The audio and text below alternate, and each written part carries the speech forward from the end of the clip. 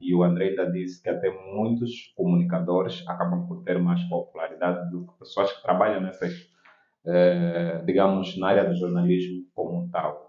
Ah, o pessoal fala aí que os jornalistas são formadores de opinião, que isso e aquilo.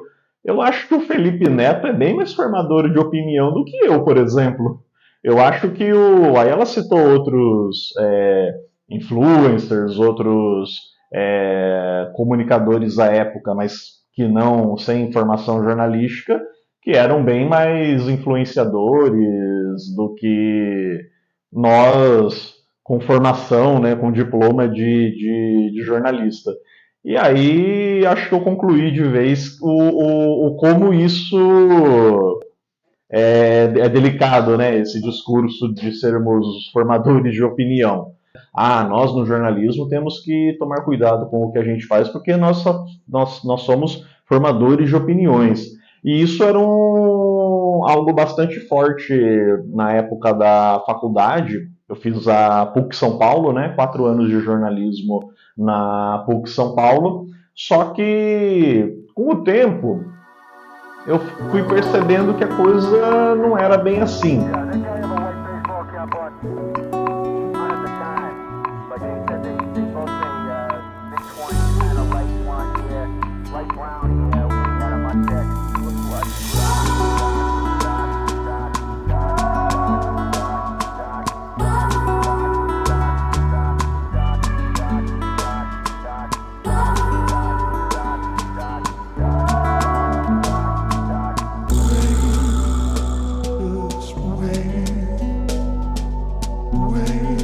Sejam todos bem-vindos.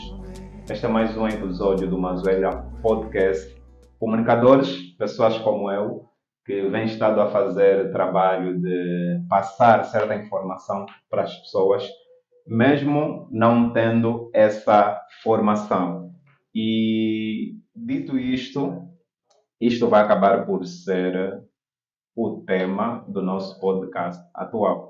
E eu trouxe para este episódio o André Bom Tempo, que diferente de mim é jornalista de profissão e vamos poder discutir sobre esta temática, o impacto, né, de pessoas que mesmo sem essa formação, os que comumente são rotulados de influências digitais, qual o impacto, né, que esses novos atores sociais têm para o trabalho de um jornalista. André, bom tempo, seja bem-vindo. Bom dia, Nani. Bom dia a todos os ouvintes, telespectadores. Obrigado aí pelo convite.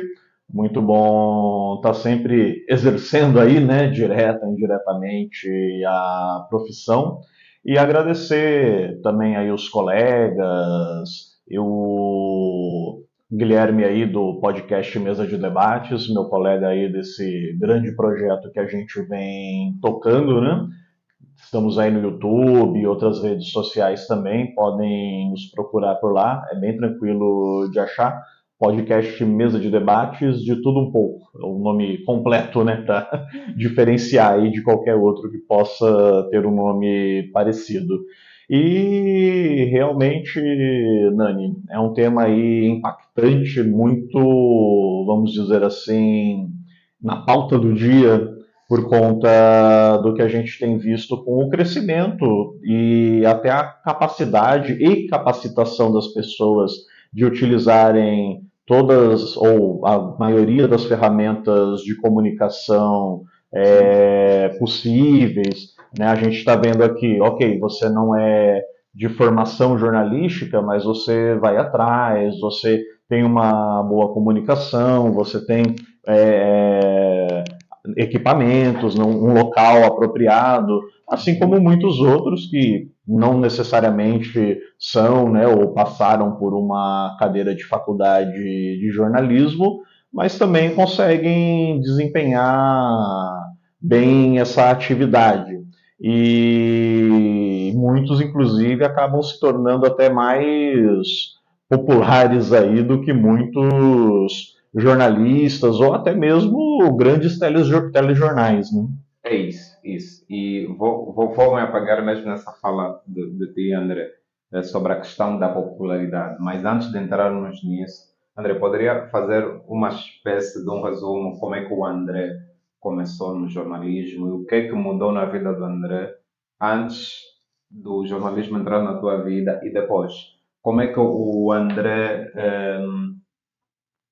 qual era o preconceito que o André tinha sobre o jornalismo e o que é que depois mudou, depois de conhecer o jornalismo a partir da escola, da faculdade e depois de exercer esse trabalho?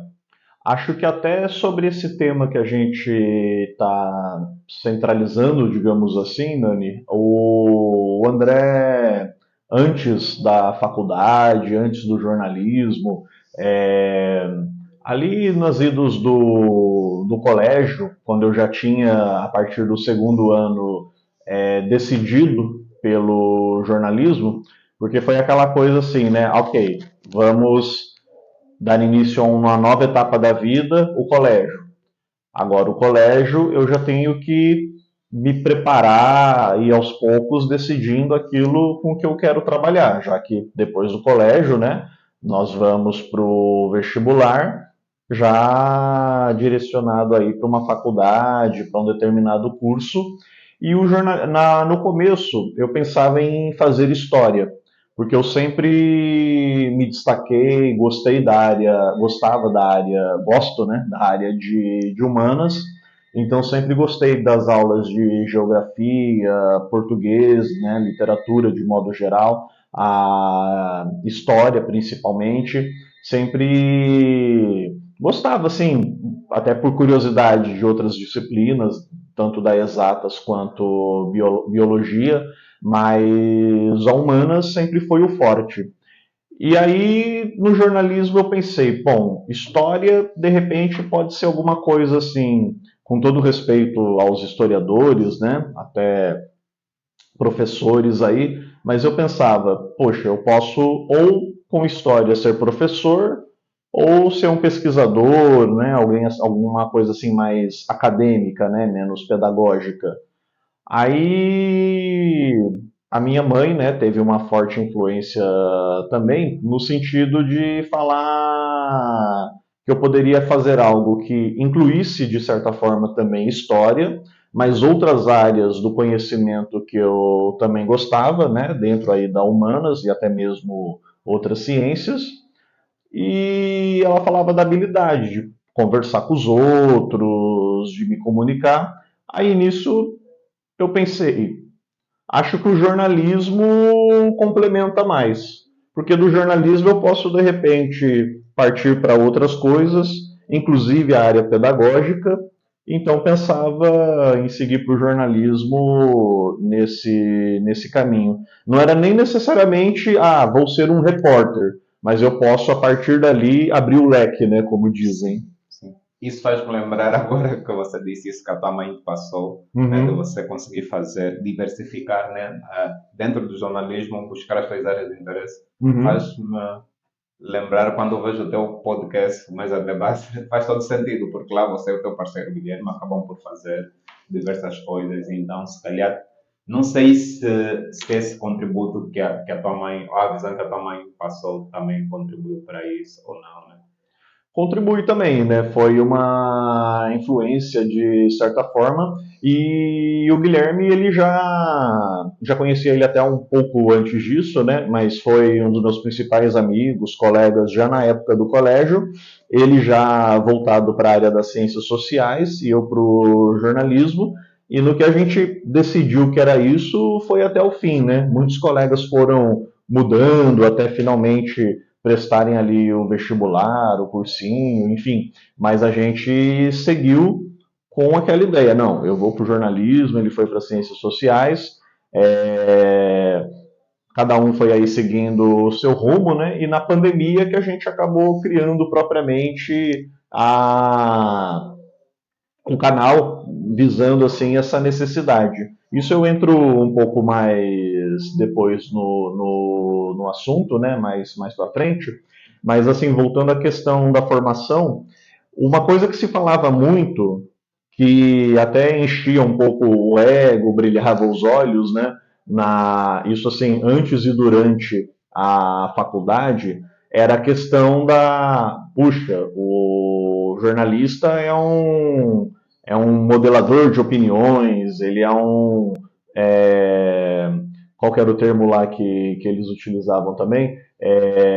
Comunicador? O comunicador, né? Ele é um criador de opiniões, ele que faz as pessoas ali pensarem a respeito de um assunto e, consequentemente, formador de opiniões, né? O pessoal usa muito esse termo. Puxa, o jornalista, ele é um formador de opiniões, né? Ah, nós no jornalismo temos que tomar cuidado com o que a gente faz, porque nós somos formadores de opiniões.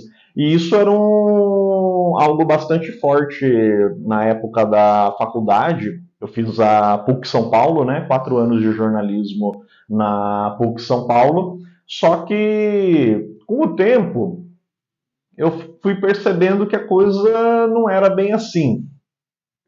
E até que, de repente, a pedrada no vidro, né? A pedrada no espelho veio de fato ao encerrar a faculdade. Estava trabalhando na área e comecei o mestrado. Depois que saí do emprego, decidi tentar algo, voltar para o acadêmico, né? Sempre gostei do acadêmico.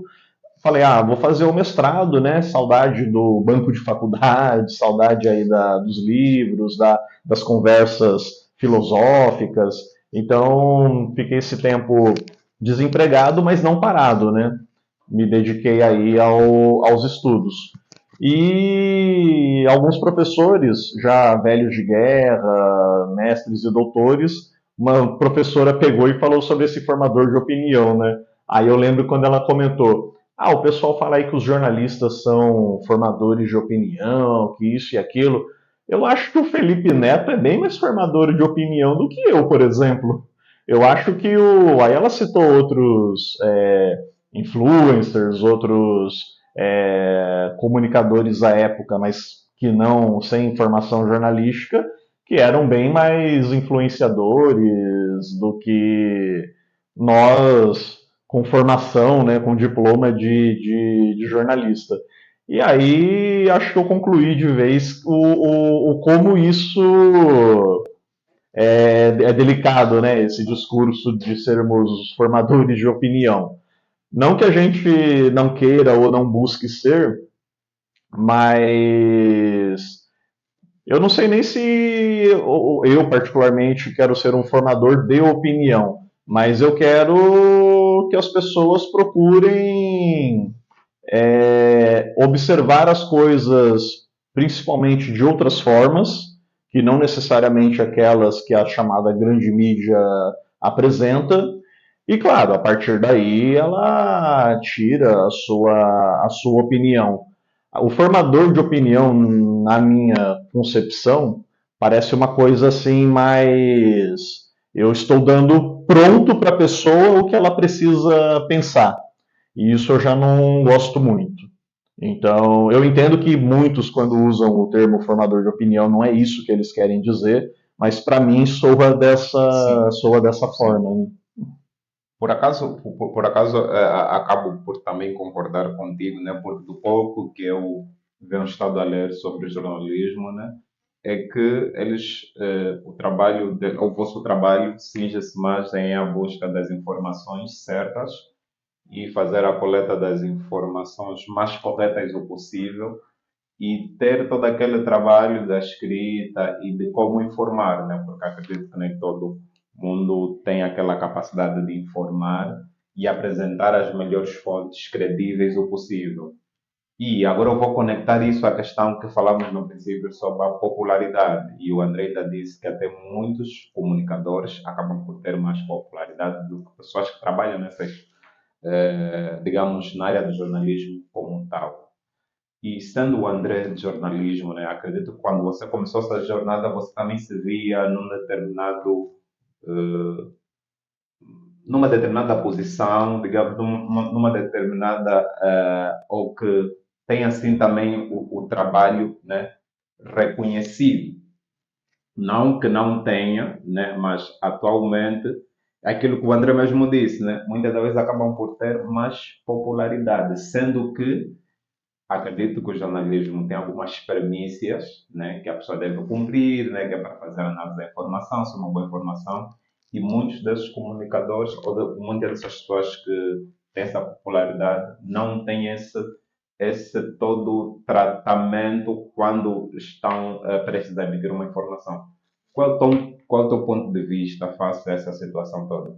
O jornalista, até pela formação dele, por ele ter, né, embora muitos também não é porque a pessoa fez faculdade, estudou, que necessariamente ela vai seguir, ela vai ir por esse caminho, mas na teoria, e eu procuro ir por essa teoria, na prática, você estudou ética, você estudou questões referentes a ciências sociais, você estudou teoria do jornalismo e você estudou muito sobre o comportamento humano, sobre grandes momentos em que notícias ou ah, algo que se parecia notícia é, criou grandes convulsões sociais. Um exemplo muito clássico, né? O pessoal até usa isso até hoje em dia aí nas faculdades de jornalismo, é quando o Orson Welles apresentou um programa. Eles apenas fizeram uma leitura daquele livro A Guerra dos Mundos, né? Se eu não estou enganado, falando ali, e conforme a narração dele, as pessoas que sintonizaram na rádio naquele momento, sem saber que se tratava de uma leitura de ficção, de uma manifestação artística, vamos dizer assim, lá na rádio, naquele momento, sintonizaram e da forma como ele narrava, da forma como ele fez a leitura, o pessoal achando que realmente a Terra estava sendo invadida por alienígenas. Né? Então tem uma coisa assim que é realmente impactante. Então a gente estuda muito isso, a gente procura tomar esse cuidado para pensar que, puxa, aquilo que eu estou dizendo, como isso vai chegar nas pessoas, como isso vai ser observado.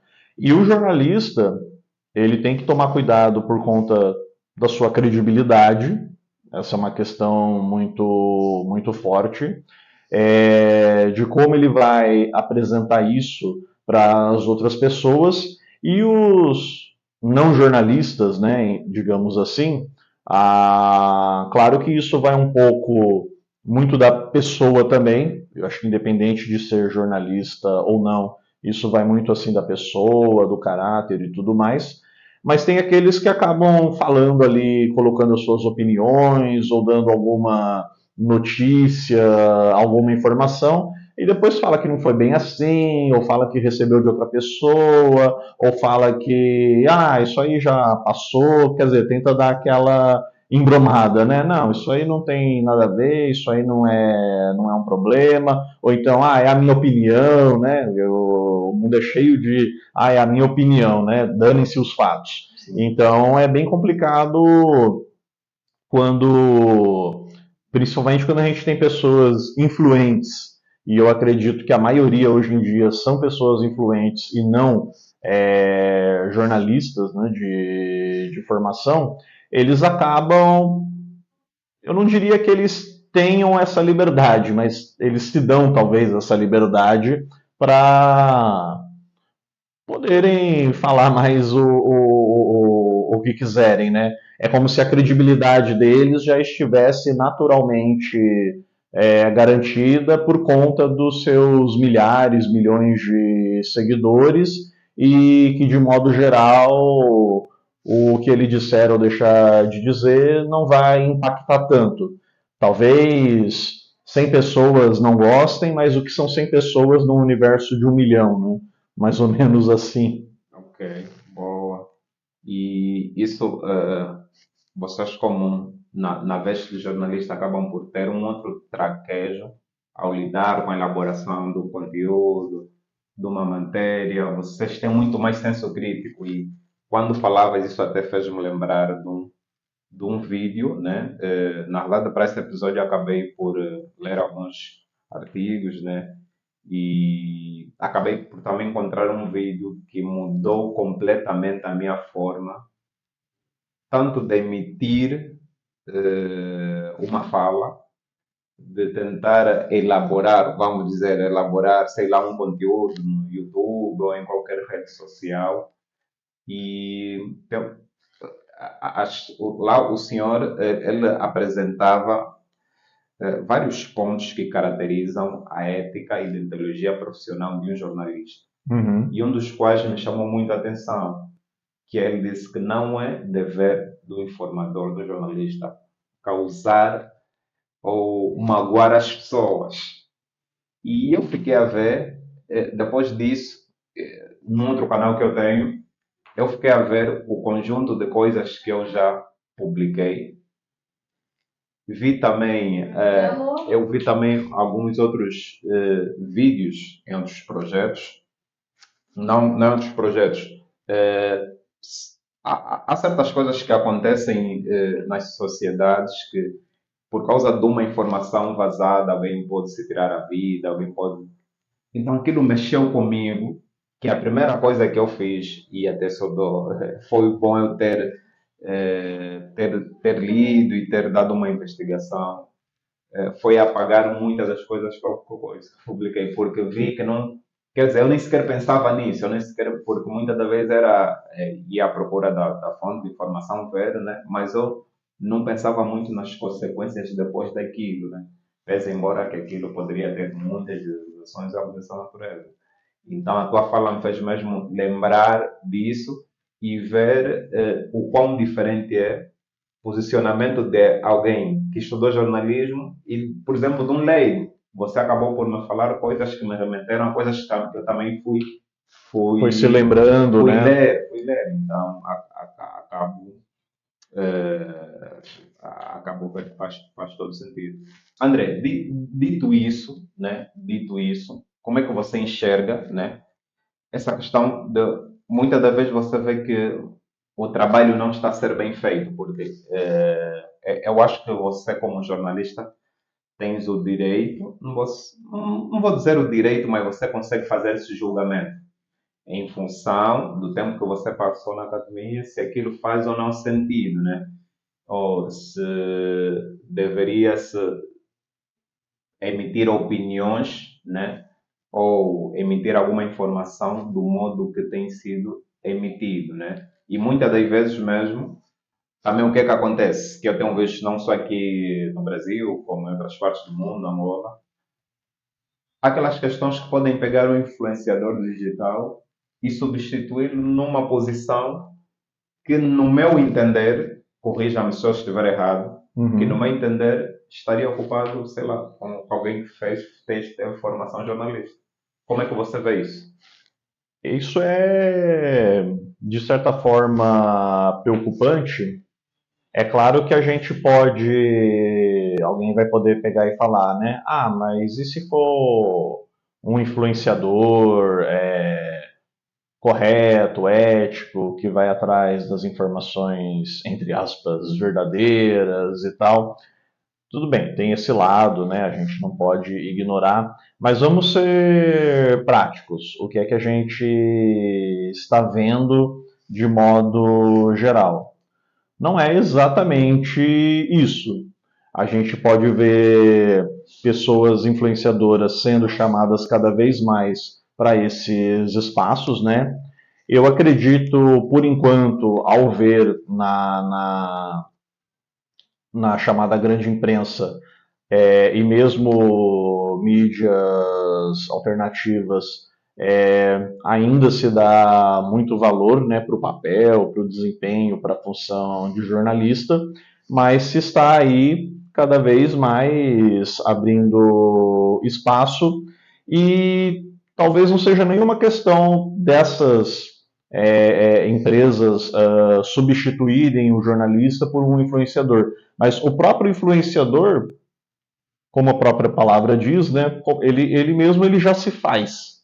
Então a pessoa pode acabar, ao invés de. Eu não estou aqui dizendo que é lindo, maravilhoso, perfeito, Mas ao invés da pessoa assistir, por exemplo, o Jornal Nacional, ou a pessoa ler o Estadão, ou a pessoa assistir o podcast Mesa de Debates, né? Por exemplo, a pessoa recorre ao influenciador, recorre às opiniões que o Felipe Neto, ou pegando um caso até mais atual, o deputado Nicolas Ferreira, na minha opinião, ele é um influenciador, e como é um influenciador, independente aí da questão política, né? Aliás, ele já era antes de se tornar deputado.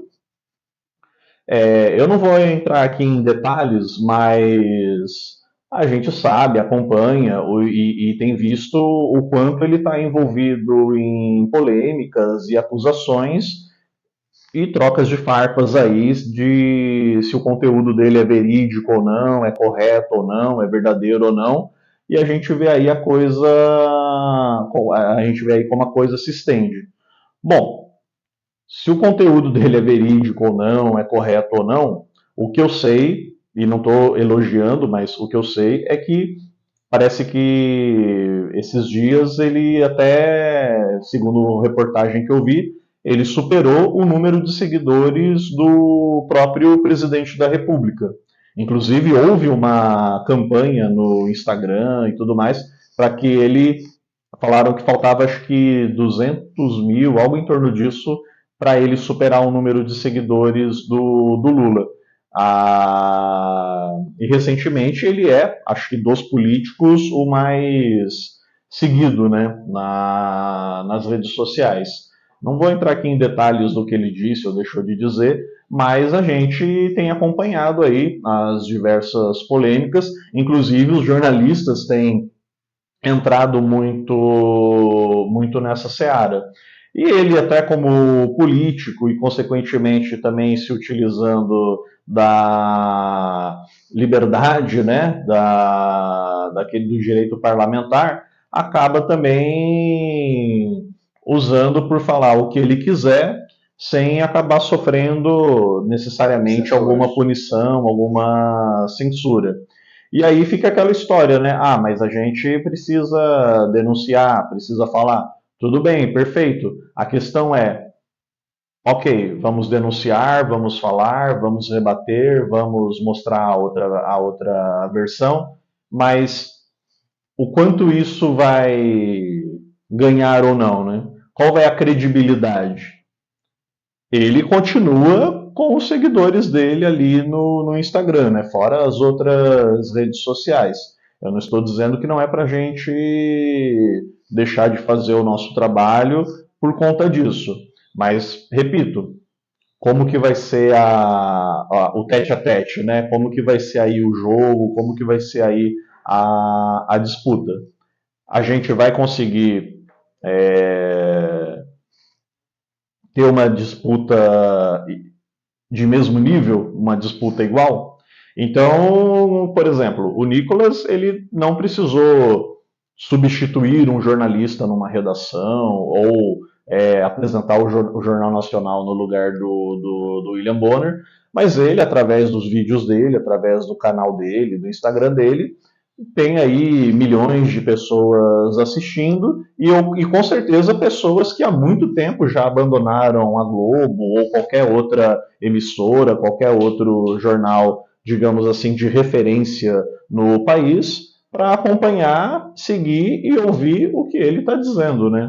Isso pegando apenas ele como o exemplo mais marcante, né? Sim. Mas a gente poderia citar tantos outros casos aí, né? Sim, e André, e agora isso faz-me pensar em algo, né? O André estava a dizer, por exemplo, o caso do Nicolas. Ele, não sei se ele relatou factos e emitiu opinião, ou se ele apenas relatou factos ou emitiu uma opinião, porque o André disse que muitas das vezes não se sabe se a informação é credível ou não. Agora, a minha questão é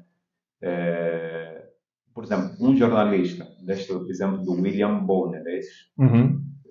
ou um outro jornalista qualquer, tem também aqueles casos das pessoas ficarem a se indagar, a questionar-se sobre a veracidade dessa informação, ou essa indagação é em função desse cenário, né? Porque, corrija-me se eu estiver errado, eu estou a perceber que muitas das vezes os influenciadores fazem, eles relatam factos e sobre o fato vai emitir uma opinião. E diferente do jornalista, não sei se é isso. Então, o que é que você acha sobre isso? O, o jornalismo, não que não houvesse isso antes, né, mas ele tem, de uns tempos, de uns anos para cá, ele abriu, tem aberto assim mais espaço para um jornalismo mais opinativo, né? Ele entendeu que as pessoas querem mais posicionamento, de modo geral, do que apenas a leitura pura e simplesmente de uma notícia, porque na verdade isso assim é um pouco, a gente poderia, como se diz, né, ficar horas assim falando, e é uma das coisas que a gente também fala desde assim da faculdade, né? A simples escolha da sua pauta, da sua matéria e a forma como você vai abordá-la, você já está dando uma opinião, você já escolheu um lado, você já está, é, de alguma forma, manifestando, né? Por mais que o pessoal fale assim da imparcialidade, do equilíbrio, mas na prática isso não ocorre. Uma coisa é você ser honesto na forma como você está abordando aquilo, né? Não é, é porque eu gosto daquele time que eu vou defender um crime que ele esteja cometendo.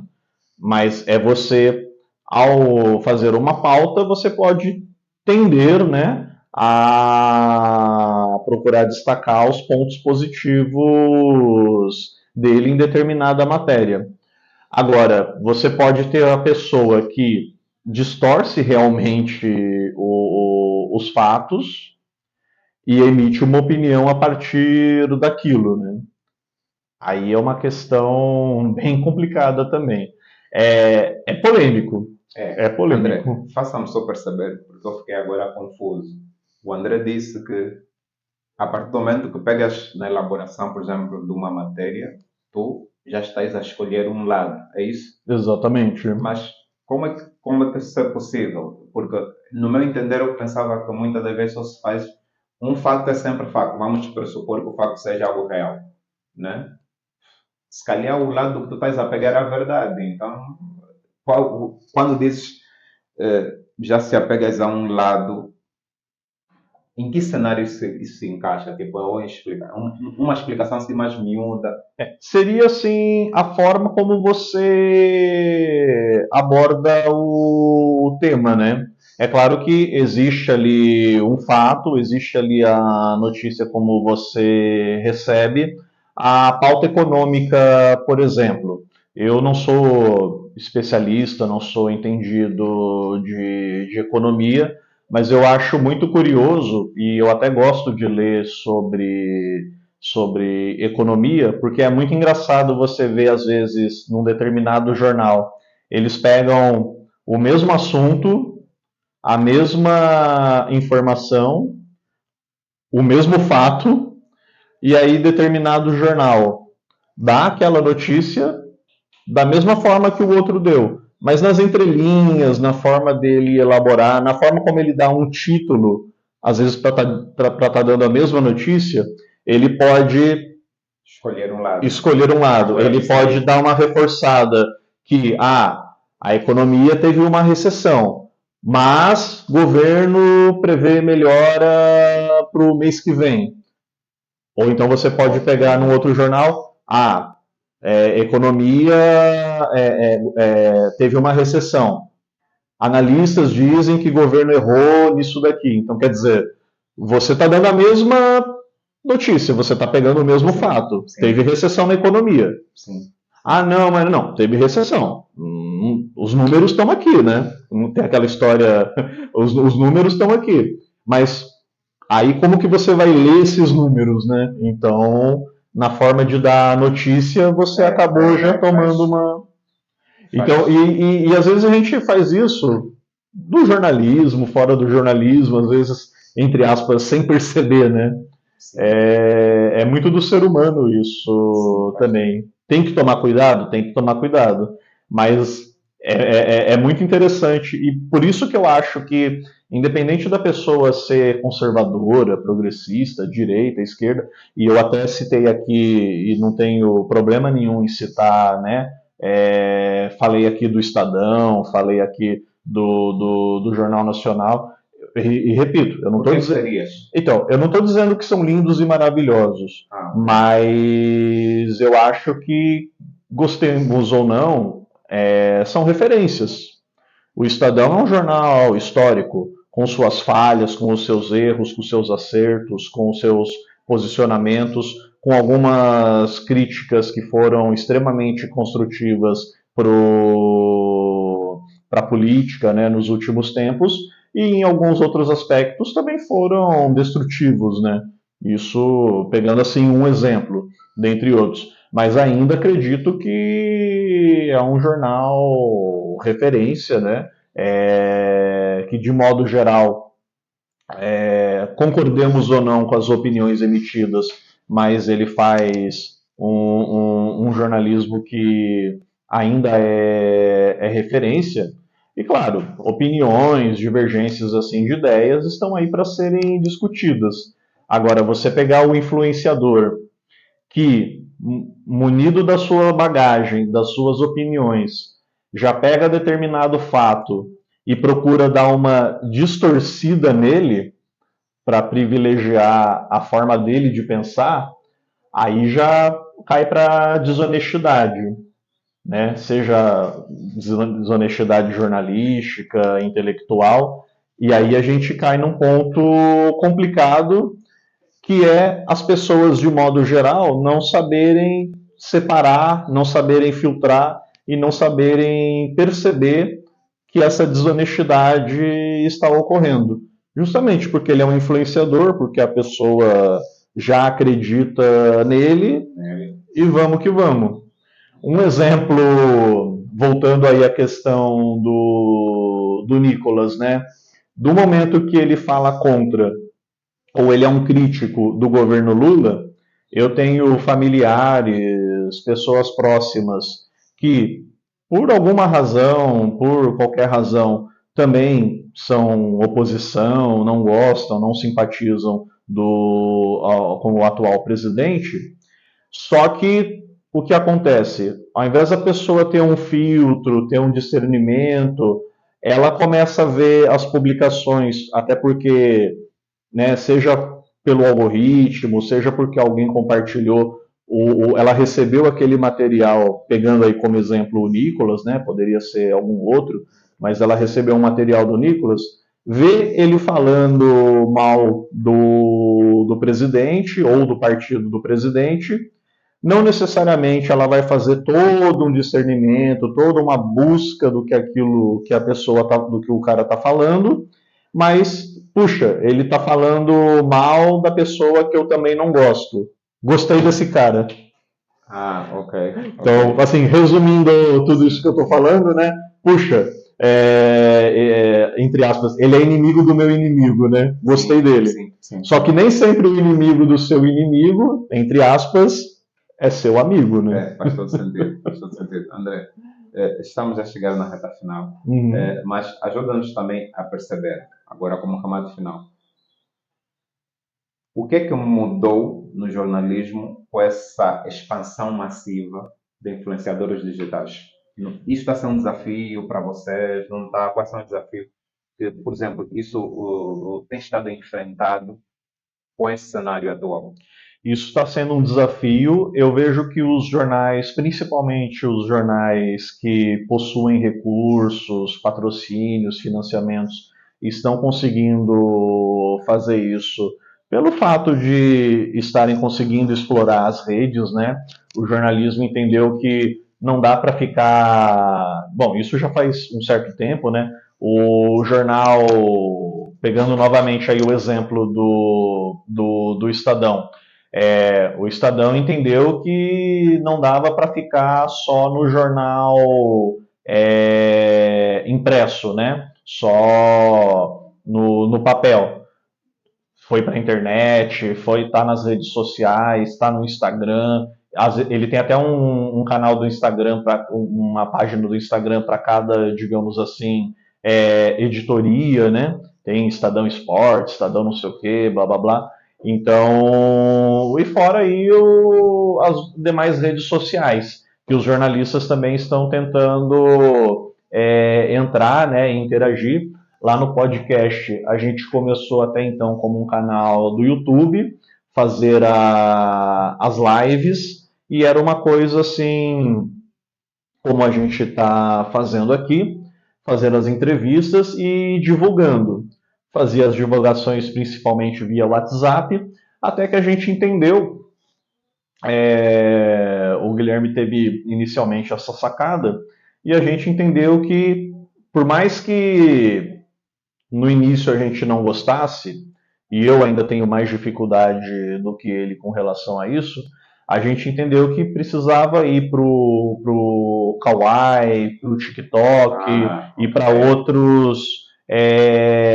outras redes sociais onde as pessoas estão, né? Ou seja, os influenciadores digitais, o impacto que ele teve basicamente na tua atividade é ir até aqueles locais onde as pessoas seguem ou procuram dessas pessoas, os influenciadores digitais. Exatamente.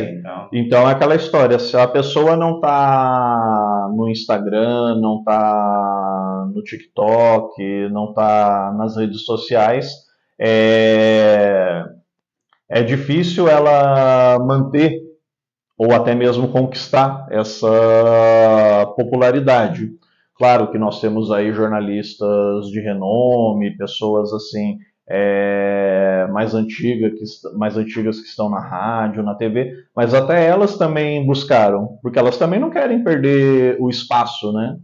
E elas também querem, como muitos dizem, se modernizar, né? Disputar audiência. Disputar audiência. Então elas também entendem que elas precisam também estar nesse espaço. É claro, aí, por exemplo, eu particularmente, o Mesa de Debates, ele está no TikTok, o Guilherme principalmente produz muitos materiais com a cara, né, do TikTok para as nossas publicações. Eu já tenho mais dificuldade. Eu particularmente prefiro que ele faça esses materiais, ele pegue ali a, digamos assim, fórmula e aplique. Não que eu não possa fazer, mas eu particularmente não gosto muito. O meu trabalho acaba sendo mais assim, indireto. Eu criei uma conta no TikTok para poder seguir o podcast e, consequentemente, ajudar na divulgação. Mas eu mesmo ficar ali produzindo conteúdo para aquela plataforma, particularmente, não gosto muito, né? Acabo deixando mais para ele fazer. Agora, tem gente que tá ali em tudo que é lugar. Tá lá fazendo seu podcast no YouTube, tá ali fazendo algum vídeo opinativo curto ou uma publicação no Instagram, e também tem as redes sociais, às vezes, por exemplo, o TikTok, não para falar de política, de jornalismo, mas para mostrar o dia a dia, para mostrar ele fazendo o café da manhã. Aí fica a pessoa lá olhando, vamos dizer assim, a face mais humana, né, do influenciador que ele gosta. E aí, quando ela quer ver a opinião dele, recorre ao YouTube, ao Instagram, e no TikTok vê ali o dia a dia dele com a família, ele brincando com o cachorro, ele na praia. Eu vejo bastante essa fórmula sendo utilizada. Não é uma fórmula que a gente utiliza, mas eu acho engraçado que eu vejo, principalmente os não jornalistas, eu vejo eles fazerem muito isso, né? faz um conteúdo mais, entre aspas, sério, jornalístico em determinada plataforma, e na outra, que ele é tão seguido quanto, faz uma coisa mais light, né?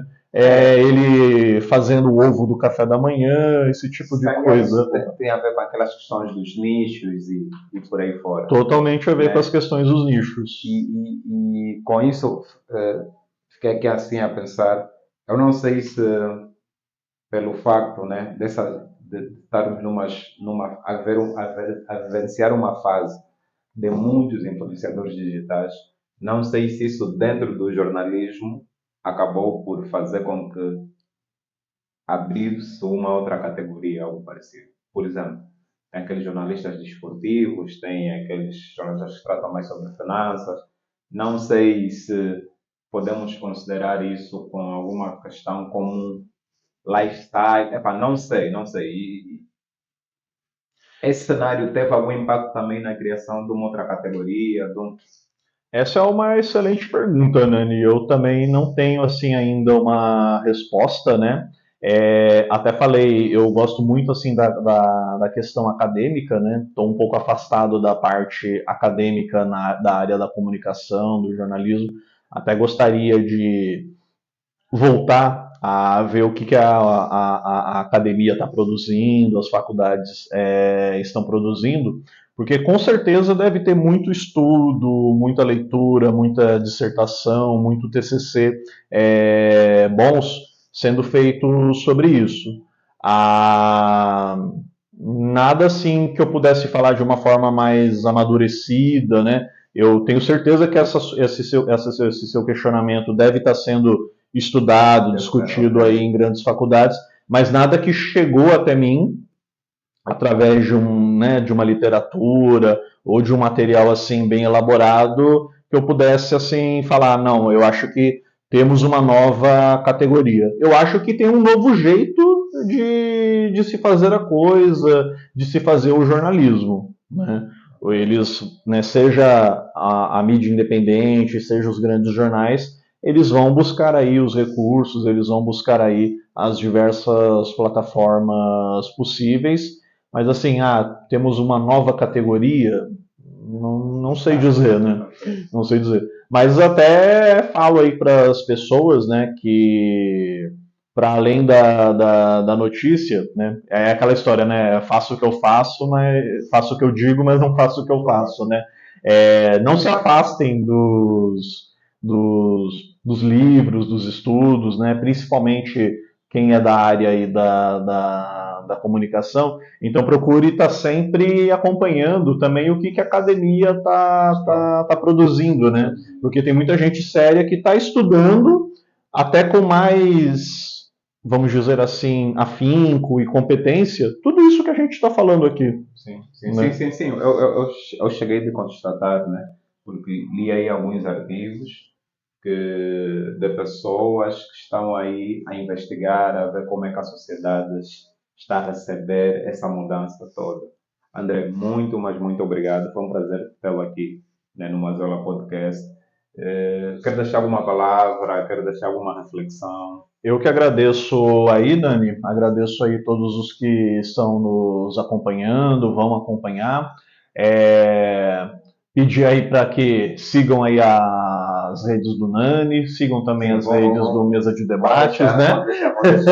Vou deixar nos comentários do Instagram, no canal do YouTube. Subscrevam-se no Mesa de Debate. É uma diversificação lá do conteúdo. Bastante assunto lá, né? E para todos, independente de você ser de esquerda, direita, cima, embaixo, centro, procure não ser, nossa, aquela pessoa que eu gosto falou, aquilo é verdade, aquilo eu vou tomar para minha vida. Não. Procure outras leituras, procure outras abordagens, procure outras formas de ver o que está sendo falado, né? Busque o contraditório, né? Eu acho que isso é bom para a democracia, isso é bom para uma questão de humanidade mesmo. de respeito aí às diferenças, e a gente não ser aquele termo que usam muito, né, a chamada massa de manobra. A pessoa fala, eu faço, a pessoa diz, eu repito, né? Acho que isso aí é importante para nós enquanto seres humanos, né? Independente de posição política, ideológica, partidária. É o recado que eu queria deixar aí. Muito, mas muito obrigado. Ficou aqui a reflexão. Não sejamos massa de Massa manobra. de manobra. Massa de manobra. Muito bem, muito obrigado. Foi um prazer novamente tê-lo aqui. Eu vou deixar as redes sociais do André para quem quiser trocar uma ideia, para quem quiser entrar em contato. Vou deixar as redes sociais nos comentários do Mesa de Debate Podcast. Vão lá, subscrevam-se no canal e demos por encerrado esse nosso episódio e convido-te agora, que é para assistir o outro vídeo que vai estar aqui, ou aqui, ou alguns daqui do ecrã. Um outro episódio que fizemos com muita dedicação e carinho. Obrigado.